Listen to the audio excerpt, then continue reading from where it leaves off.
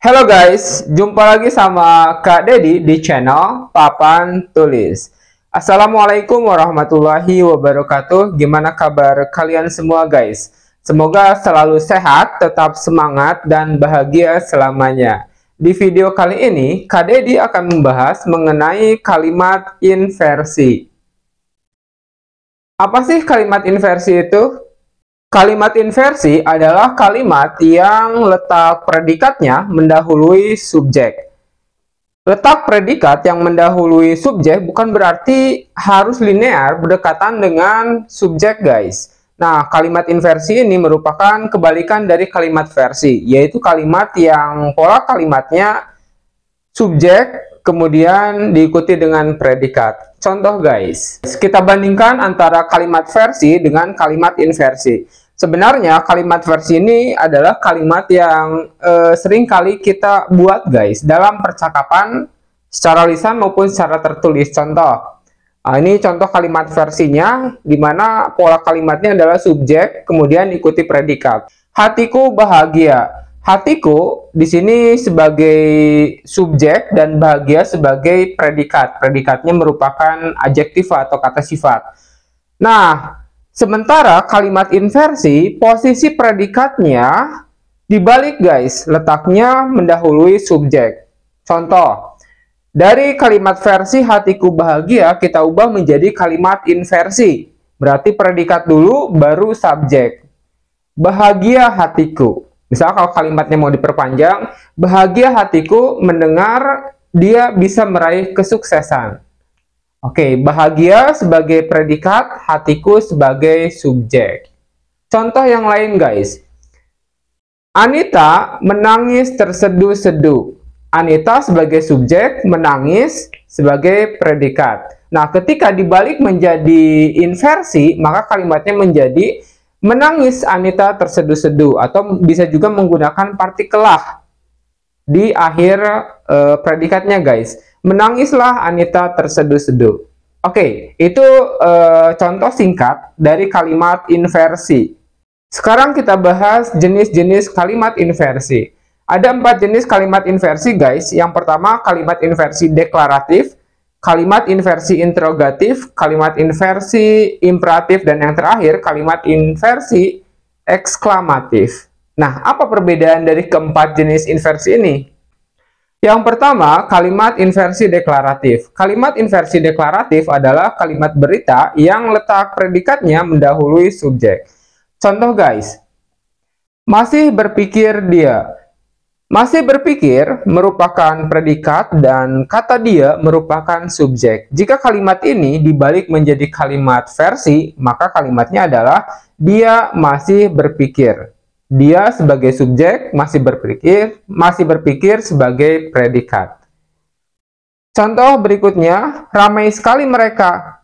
Ramai sebagai predikat, mereka sebagai subjek. Nah, ketika dibalik menjadi kalimat versi, maka perubahannya menjadi mereka ramai sekali. Mereka subjek, ramai sekali predikat. Jadi intinya kalimat inversi membalik kalimat versi, posisi predikat mendahului subjek. Contoh yang terakhir guys. Sakit sekali hati ini. Sakit sebagai predikat, hati ini sebagai subjek. Ketika dibalik menjadi versi, kalimatnya menjadi hati ini sakit sekali. Hati ini sebagai subjek, sakit sebagai predikat. Berikutnya, yang kedua guys, kalimat inversi interrogatif. Kalimat inversi interrogatif adalah kalimat tanya yang letak predikatnya mendahului subjek. Contoh guys, mengapa menyimpan gambar itu, Ibu? Menyimpan, di sini jabatan kalimatnya sebagai predikat, Ibu sebagai subjek. Jika kalimat ini dibalik menjadi kalimat interrogatif versi, di mana subjek dulu baru predikat, maka perubahan kalimatnya menjadi mengapa Ibu menyimpan gambar itu? Mengapa Ibu menyimpan gambar itu? Ibu sebagai subjek, menyimpan sebagai predikat. Contoh berikutnya guys. Maksud kamu, atau bisa juga kalau dilengkapi, apa maksud kamu? Maksud sebagai predikat, kamu sebagai subjek. Contoh berikutnya lagi, dokterkah pekerjaan Anda? Dokterkah pekerjaan Anda? Atau apakah dokter pekerjaan Anda? Dokterkah sebagai predikat, pekerjaan Anda sebagai subjek. Jika dibalik menjadi kalimat versi, maka menjadi pekerjaan Anda dokter, pekerjaan Anda dokter, pekerjaan Anda sebagai subjek, dokter sebagai predikat. Predikatnya sebagai nomina guys, atau kata benda. Berikutnya kita akan bahas jenis kalimat inversi yang ketiga, yaitu kalimat inversi imperatif. Kalimat inversi imperatif adalah kalimat inversi dalam bentuk kalimat perintah atau kalimat suruhan. Ciri kalimat inversi imperatif ini diawali penggunaan kata kerja tanpa awalan dan diakhiri penggunaan tanda seru guys. Contoh, makan Andi. Makan sebagai predikat, Andi sebagai subjek. Kalimat ini berisikan perintah atau suruhan kepada Andi untuk makan. Contoh yang kedua, bawa semua buku itu.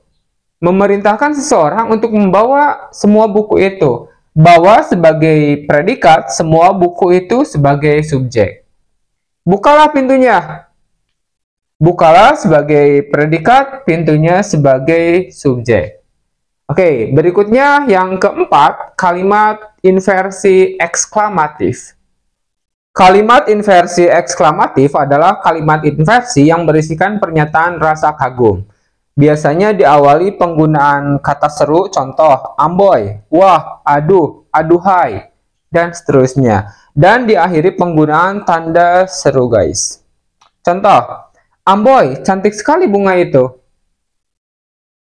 Cantik sebagai predikat, bunga itu sebagai subjek. Wah, senangnya keluarga Pak Ahmad. Senangnya sebagai predikat, keluarga Pak Ahmad sebagai subjek. Aduh, sakit kakiku. Misalkan kalian tersandung batu guys ketika berjalan dan kalian bilang, aduh sakit sekali kakiku, atau aduh sakit kakiku. Sakit sebagai predikat, kakiku sebagai subjek. Itulah penjelasan mengenai kalimat inversi. Intinya, kalimat inversi merupakan kebalikan dari kalimat versi. Kalimat versi pola kalimatnya subjek, predikat. Kalimat inversi kebalikannya guys, predikat baru subjek.